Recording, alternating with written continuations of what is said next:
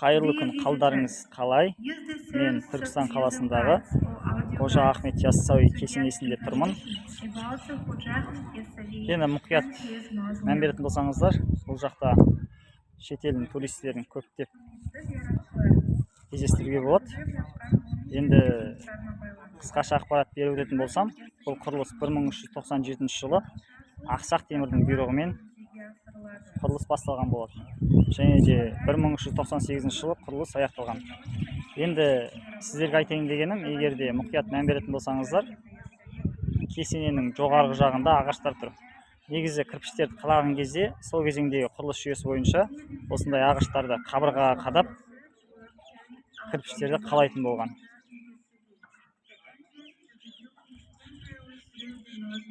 Негізі 37,5 метр ғой биіктігі.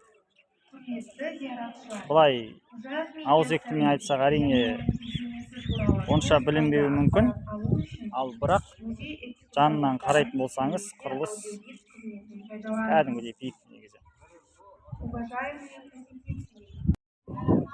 Және де сіздерге айтайын деген қараңыздаршы.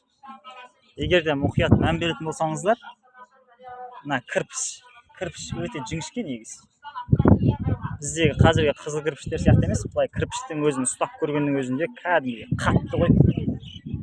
Сосын мына екі кірпіштің арасына қандай материалды пайдаланғаны шыны керек белгісіз негізі. Оны ғалымдар әлі күнге дейін нақты айта алмайды. Жай ғана қолмен ұстағанның өзінде тас сияқты қатты ғой кәдімгідей. Енді қараңыздар, кірпішті қалай қалап тастаған жоғарғы қараңыздаршы, ұсақ кірпіштерді. Және де ешқандай жерінен бір қисық бұрыштарын кездестіре алмайсыз. Өте дәлдікпен жасаған, қараңыздар. Бұл Қылует жерасты мешіті екен. Қазір кіріп шықтық.